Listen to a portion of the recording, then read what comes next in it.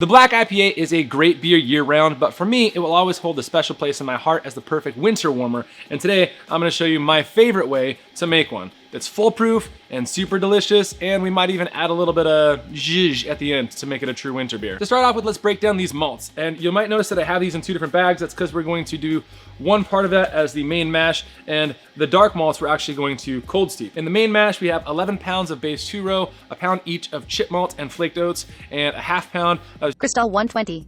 That's right here. And the malts that we're going to be cold steeping, we just have 3/4 pound of Carafa 3 and a half pound of chocolate malt. So we're gonna cold steep that and add that to the end of the mash. This is going to do a couple things. One, it will reduce the astringency, that extra roasty stoutiness you can get off of it. And two, it'll actually soften up the overall flavor and add a more fruity roasted note rather than that harsher bitter roasted note. If you want to add a little depth to this, you can also substitute the base 2-row for something a little bit more zhuzhy like Maris Otter, or my favorite would be Halcyon. For the water profile, we're not going anything too special. I do want to make sure that there is a little bit of sodium and chloride in this, but other than that, it's nothing too hard, especially since we're not going to be putting the dark malts, which add acidity to the mash. I just want to make sure my mash pH is going to be balanced in that 5.2 range. So we're going to add this to there and go ahead and get mashed in. For the dark malts, I just have a half gallon of cold dechlorinated water. You can either boil it ahead of time and cool it back down, or you can just buy some cold water from the store. Either way works. I'm just gonna go ahead and get this whisked in and have it steeping alongside my mash.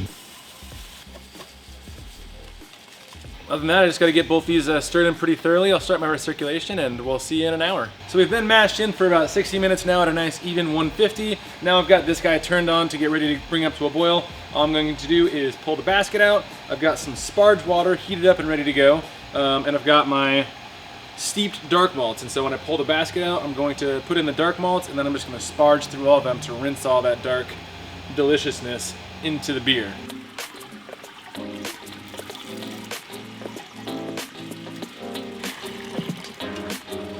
So now we just gotta wait for this to sparge the rest of the way out, get this up to a boil, and then we'll jump into doing our hop additions, which is one of the funnest parts of black IPAs.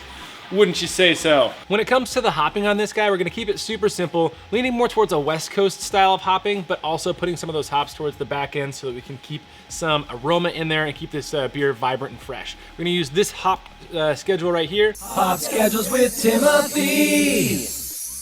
Hey Tim, Yeah, what? what hops are we gonna put in the black IPA? Black IPA. We'll do some bittering, probably with some Centennial Cryos, do a 60-minute edition of that. Mosaics maybe at 15, some flavor at 5 with some more Centennial Cryos, some Mosaics, and finish it off with some Palisade Cryos. We're hitting it cryo heavy to keep it out of that bitter green realm, since the black malts are already going to give us some bitterness. So we definitely don't want to do that. And the Centennial Mosaic are going to be really nice, kind of that piney citrusy. The Palisade's going to finish off with a little bit of grassiness.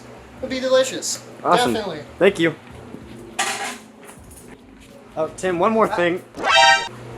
Hop schedules with Timothy. We're gonna be doing a mixture of both cryo and pallet hops to reduce some of that green material that can sometimes compete with the roast flavors that we're getting off of some of the malts. A lot of the subtlety in this beer is actually going to be coming from the yeast, which we'll talk about next. Yeast on this guy is going to be your classic whitbread strain. We're gonna use House from Imperial. It's a really common yeast that we use for beers that are both malty and hoppy. And I like this yeast because it has a subtle fruitiness that plays into the dark, subtle sweetness and nice hoppiness that you can get in a black IPA. It's honestly a perfect all-around yeast for most winter seasonal style beers, and that's why we're gonna use it for this one. It's gonna be SO4 in the kits. Look at it. With our hops already added at 60 minutes, 15 minutes, 1 minute, and our Whirlpool edition, I told you guys I was gonna have one little trick up my sleeve to make this more of a Christmassy winter beer, and that is actually adding a little bit of tea. This one's called Passion, and it's got notes of citrus, anise, and other fruit flavors that come from rose hips and other things. So that's my trick. I'm gonna add it, and it's gonna give just a little bit of Christmas spice. It's got cinnamon in it too. Tea bagging, ooh, tea bagging.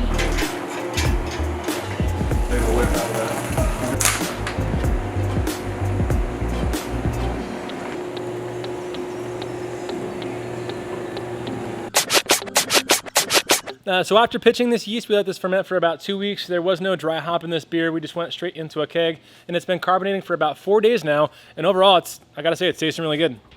It tastes great. You get some good fruity notes coming out. The Centennials that were in there, some nice citrusiness, and the Palisades keep it really grassy and delicious for the style. So, I mean, it's enjoyable. I'm enjoying it in my face hole a lot.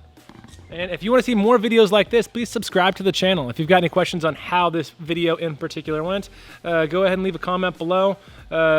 Make sure you high-five your best friend. Because, you know, you never know, and all of a sudden it's going to turn out that he actually never liked you the entire time. He's just been using you for your Xbox. Damn it. Damn it, Michael. Well, we'll see you next time.